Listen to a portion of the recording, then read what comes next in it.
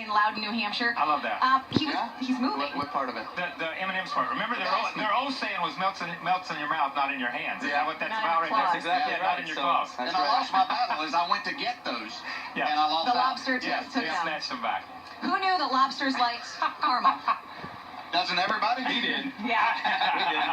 No, it's pretty cool to win here at Loudon and to have this honor of being able to have it's an equestrian, is that right?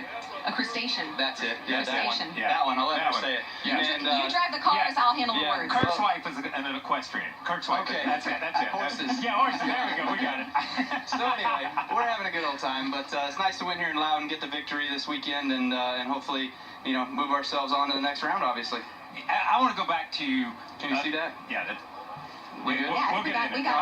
You're talking to him now. I'm sorry. Let's set a mic down. I want to go back to a number of years ago. Dominated the regular season. Came up here to Sway Bar Falls off. Yada yada yada. You know the rest of it. Everybody knows the rest of it. And then you come back a few years later after your injury and just dominate everything. Does this feel like that time again? Because you've had so much good things here, good coming in here good and coming in here bad.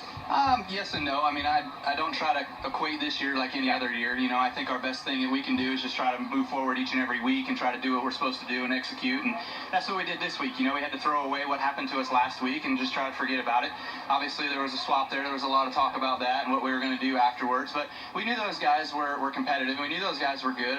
Maybe there's some jitters, whatever it is. But I mean, today you wouldn't have known that. They were awesome. So we played with what the course had, and we're moving forward. And of course, being able to come out here to Loudon and have a fast race car, we all know how fast the Toyotas are. We've got a brand supporter that talks about us all the time. So it's pretty fun to come out here and to be able to win here. And of course, we had some battles there with the 78 for a little while. The Kenseth was trying to catch me for a little bit there. I thought he was going to get to us there before that caution came out in order to get the pit cycle going. Now, you talked about last week and the things that happened there and moving forward from that. And I said just before you came on, I love the leadership of your crew chief, Adam Stevens. I think that's a big part of your success, and I think you agree with that. But in a situation to where you had those problems last week, is that something that he just handles? Do you go to the race shop and everybody talk about, hey, we're going to put that behind us, that we've got a lot of good racing to go, we had a fast race car, and let's take that positive and move on?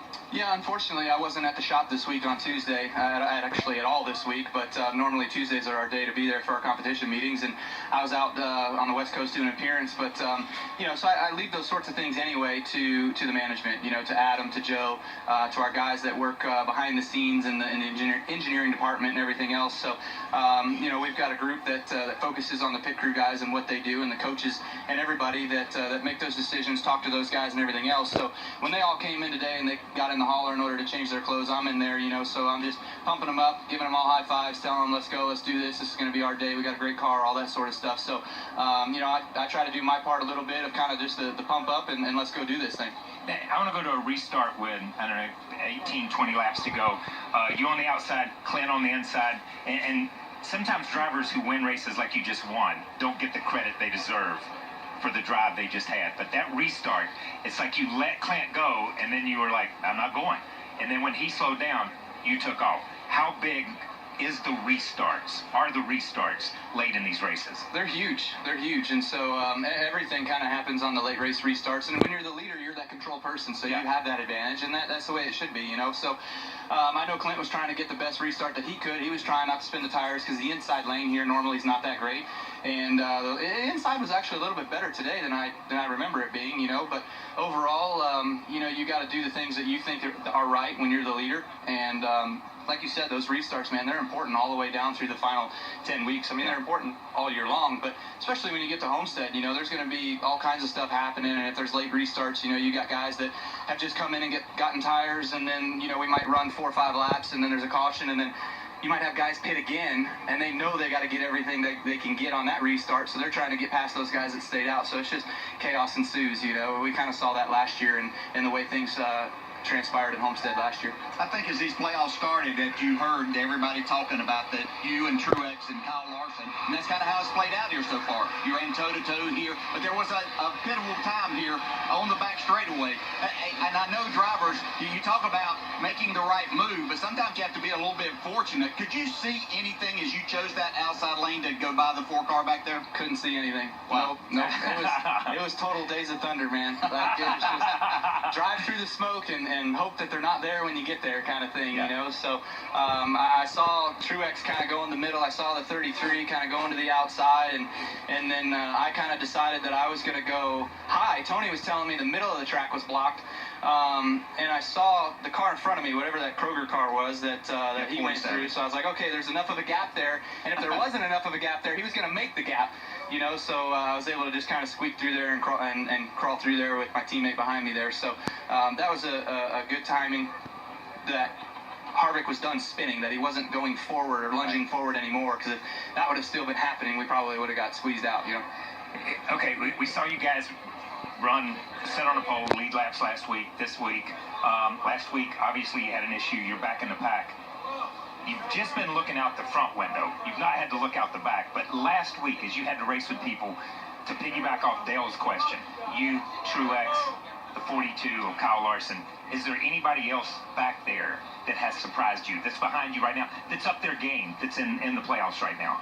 I think the 20 and the 11 are strong as well, too. I think the 2 is actually pretty strong as well, you know, for as far behind as they are of us. He's doing a good job of being able to get the most out of what he can get with. And, you know, normally this isn't one of their strong suits. I kind of saw him 4th, 5th on some restarts, you know, a couple times. But past that, you know, I know anybody can show up at any moment, so I don't want to accredit too many guys and tell them they're doing a good job. So we'll keep doing what we know how to do, and hopefully that's enough. Yep. We need to let you go, but what did Brexton think of the lobsters term? I asked you, I said he was only a 2-month-old last time he won one. Yeah, he was okay with it. He wanted to touch it, so he gave him a little pet on the back of the shell, and all was good. So this guy, he's probably more scared of us than we are him. But it's pretty fun to come up here and to see the lobster. Well, congratulations on the win, advancing to the next round. And when he talks about a Days of Thunder moment with a name Rowdy, you know he was smiling the whole time. This guy lives for moments like that. Congratulations to Kyle Busch. Yeah, thanks. When we come back, let's hear from some more drivers. So we know Kyle won the race, but there's another race going on, the race to keep yourself in the top 12. We will talk about that oh-so-important cut line when we return.